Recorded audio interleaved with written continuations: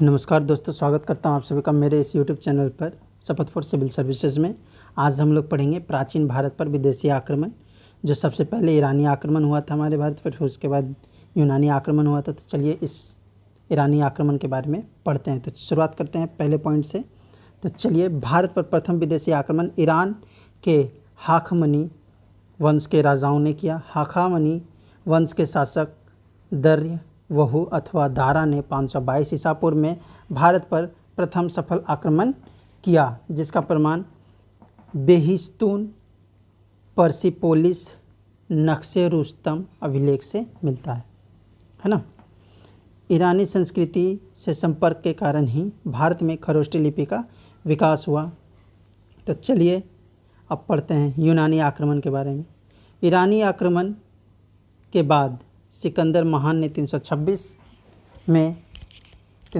में बल्ख को जीतने के बाद काबुल होते हुए हिंदू कुश पर्वत पार कर भारत पर आक्रमण किया। सिकंदर का जन्म 356 ईसा पूर्व में हुआ। उसका पिता फिलिप गुरु आरस्तु सेनापति सेलुकस निकेटर एवं जल सेनापति नियार्कस था। सिकंदर को इतिहास में अलेक्जेंडर तृतीय, मैसेडोनियन और फारसी में अस्कंदर ए मकदूनी नाम से भी जाना जाता है। उसने 326 से 325 ईसा पूर्व में भारत पर आक्रमण किया।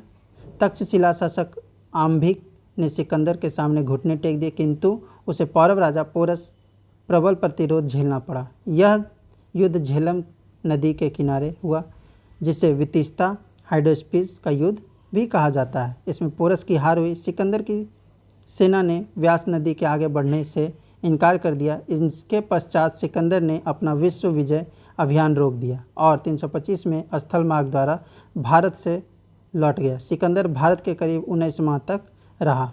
भारतीयों ने यूनानी के छत्र प्रणाली एवं मुद्रा प्रणाली की कला ग्रहण की। 323 ईसा पूर्व में सुसा फारस बेबीलोन में सिकंदर की मृत्यु हो गई। कुषाण शासक कनिष्क के काल में विकसित गंधार कला यूनानी प्रभाव का परिमाण है। भारत पर सिकंदर के आक्रमण का सर्वाधिक प्रभाव आर्थिक एवं सांस्कृतिक रहा। पोरस के बाद सिकंदर ने ग्लांग निकाय तथा कठ जातियों को हराया था। सिकंदर ने भारत में निकैया नगर विजय के उपलक्ष्य में बउकेल्फा नामक नगर बसाया था। वो उसके अपने घोड़े के नाम पर, जो घोड़े का नाम था बउकेल्फा, उसके नाम पर नगर बसाया था। इंडो ग्रीक आक्रमण 2री शताब्दी ईसा पूर्व। भारत पर आक्रमण करने वाले यूनानी हिंद यूनानी या बैक्टीरियाई यूनानी कहलाते थे। भारत पर आक्रमण करने वाला प्रथम यूनानी डेमिट्रियस प्रथम था, जो कि बैक्ट्रिया का शासक था। इसने पश्चिमोत्तर भारत के विशाल क्षेत्र पर कब्जा कर लिया। इसने साकल को अपनी राजधानी बनाया। इसे हिंद यूनानी कहा गया। हिंद यूनानी शासकों में सबसे अधिक विख्यात मिनांडर 165 से 145 ईसा पूर्व हुआ। इसकी राजधानी साकल, आधुनिक सियालकोट, शिक्षा का प्रमुख केंद्र था। मिनांडर ने नागसेन से बौद्ध धर्म की दीक्षा ली।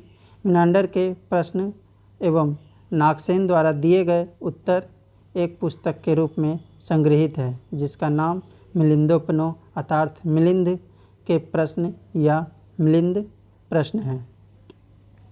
भारत में सबसे पहले यूनानियों ने ही सोने के सिक्के जारी किए। हिंद यूनानी शासकों ने भारत के पश्चिमोत्तर सीमा प्रांत में यूनान के प्राचीन कला चलाई, जिसे हेलेनिस्टिक आर्ट कहते हैं।